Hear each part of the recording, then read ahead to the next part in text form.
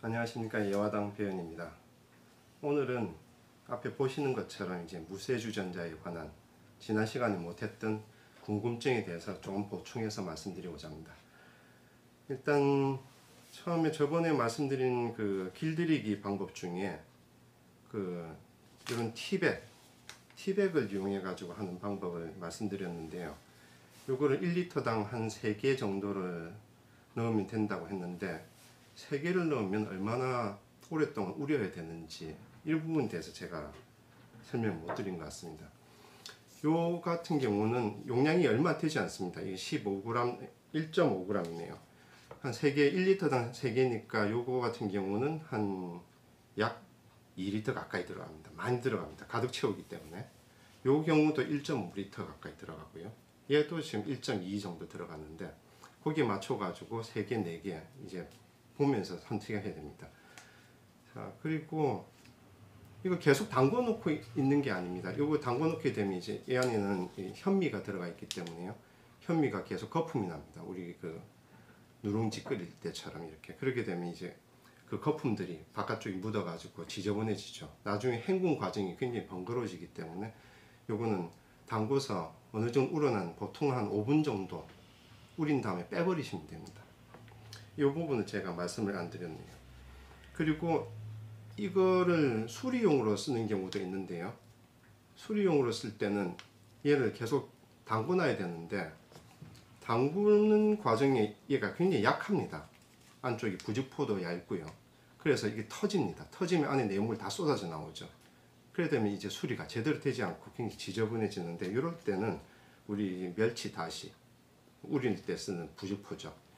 요거를 이용해 가지고 안에다 넣어 가지고 우리시면 되고, 나중에 뭐 또 수리 관련해서 이야기 드리지만 수리할 때도 녹차만 가지고 이제 탄닌철을 만드는데 이 탄닌철 만들 때도 여기다가 이제 녹차를 넣게 되면 차도 우리게 되면 아주 미세하게 미량의 그 가루들이 나오게 되어 있습니다. 차에서. 그래서 잘 우려 가지고 우린 물만 부어도 조금씩 이런 가루들이 나중에 남아 가지고 만지면 차가루가 만져지는데요. 요거 방지하기 위해서 요걸 한 2-3겹 정도 싸가지고 차를 우리시면 자연스럽게 깨끗하게 물만 가지고 비워내면 찌꺼기가 남지 않습니다. 요거 참고해가지고 쓰시면 상당히 도움이 됩니다. 마찬가지로 뭐 길들이기에 찬물만 넣든지 아니면 쌀을 조금 넣어가지고 좀 빠르게 피막 형성하기 위한 때도 마찬가지 넣으시면 그 가루 입자가 큰 건 나오지 않기 때문에 깨끗하게 마무리가 되겠죠.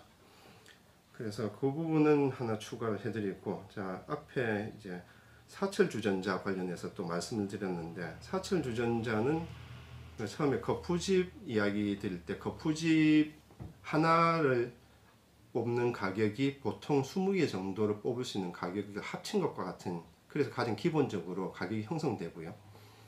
두 번째는 고급 제품은 솥도 그렇고 주전자도 그렇고 마찬가지지만 바깥쪽을 보시면 오칠이 들어갑니다. 그 오칠이 몇 번 들어가느냐, 얼마나 고급스럽게 들어가느냐에 따라서 그 가격 차이가 또 굉장히 크게 나죠. 이쪽은 오칠이 들어간 게 지금 광택을 보시면 금방 알 수가 있고요. 이쪽은 광택이 없습니다. 요거는 상당히 오래된 중고 골동인데 이미 다 벗겨져 버렸습니다. 부식이 되고, 이건 1차적으로 바깥쪽은 피막 처리를 했는데도 지금 윤기가 없죠.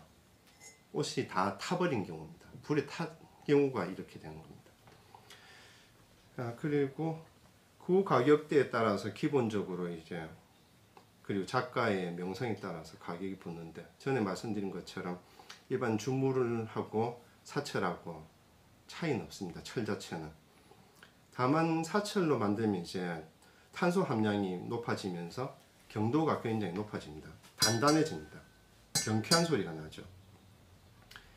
그래서 물 끓을 때도 소리가 좋은 것도 전에 말씀드렸고, 그럼 다른 점 주의할 점이 뭐냐면, 보통 이 주전자 같은 경우, 솥은 좀 그런 경우가 드문데 주전자 물 용량이 작다 보니까 불에 올려놓고 깜빡한 경우 많습니다. 그래서 물이 다 말라버리고 주전자가 이제 가열대가 타기 시작하는데요. 벌겋게 바닥이 달궈지죠.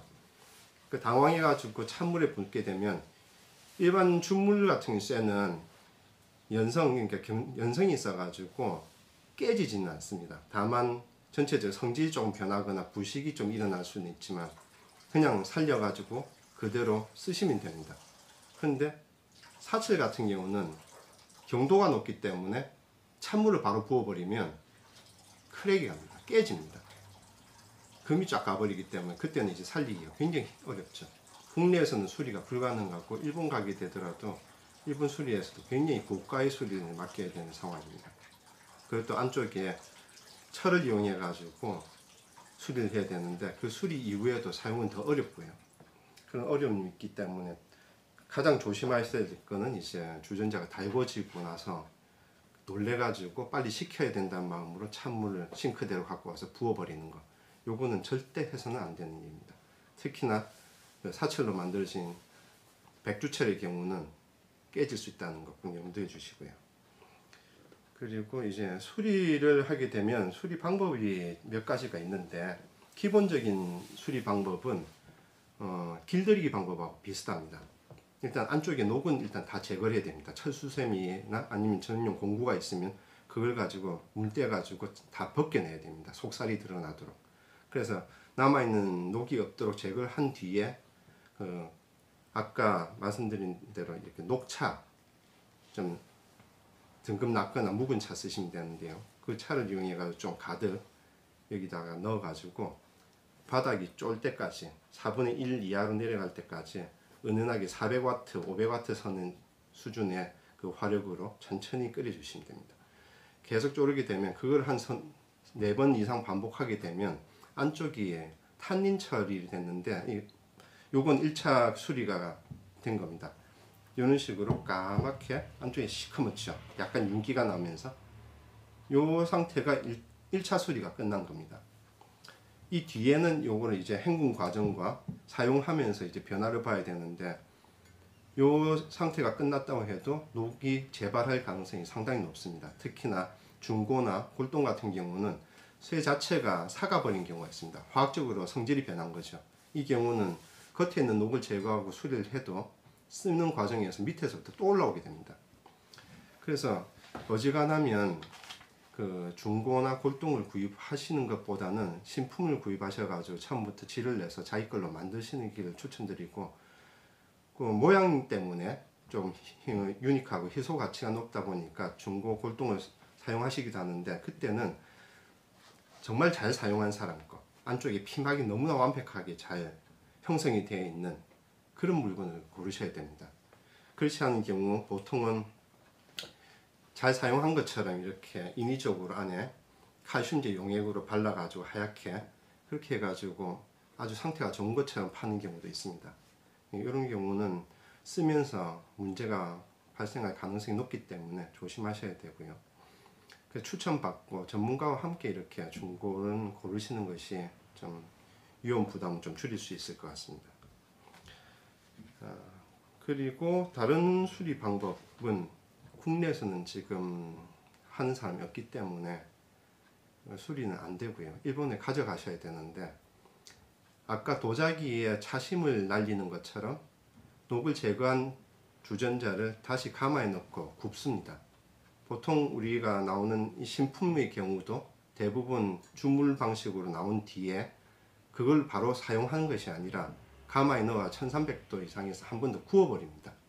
구워버리면 이제 산화철이라고 산화철이 되어버리거든요. 표면이. 그래서 그 안쪽이 표면이 한 번 더 그렇게 피막이 산화 피막이 형성돼 버립니다. 그러면 부식이 더디게 진행되죠. 막아주기 때문에. 그 방식을 써야 되는데 그거는 일본의 전문 수리 업체를 찾아가야 되고요. 그 외에 녹이 심하게 쓴 경우는 잘라내고 새로 만들어서 이어 붙인다든지 하는 방법입니다. 그 방법도 돈이 많이 듭니다. 경비가 많이 들고, 그리고 아까 말씀드린 대로 이렇게 그 오칠이 들어간 경우, 굉장히 고급 제품이 들어가는데요. 오칠이 두텁게 들어간 경우는 태워버리거나 이렇게 되면, 아까 굽는 방식을 쓰게 되면 옷도 다 타버립니다. 새로 칠을 올려야 되는데 비용이 만만치 않습니다. 그래서 그 방법을 쓰게 되면 일본에서 수리를 한데도 최소 100만 원 이상 들어가는 걸로 알고 있습니다. 그러면 주전자가 다시 구할 수 없을 만큼의 가치가 있어야지 그 정도 수리가 가능하겠죠. 그래서 어지간하면 초반에 이제 길들이기를 잘 해가지고 좀 신경 써서 좀 쓰시면 그게 더 안전하지 않을까 생각이 듭니다. 수리가 어려운 경우가 있는데요. 국내에서는 아까 말씀드린 대로 탄인차를 만드는 방법 외에는 지금 현재는 좀 수리가 어려운 상황이고, 그런 경우는 이제 신품이나 사용한 지 얼마 안 돼 가지고 부주의로 인해서 생기는 경우, 표면에 녹이 생기는 경우입니다.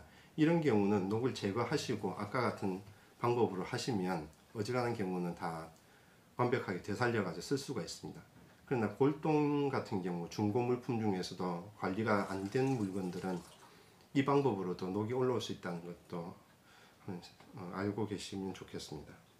그리고 또 하나는 표면에 이제 녹이 전체적으로 얇게 올라온 경우, 뭐 간단하게 녹도 제거되고 수리도 됐는데 그게 아닌 경우, 두텁게 이제 우리 폐수 추리처럼 부풀어 올라가 떨어져 나오는 경우도 있습니다.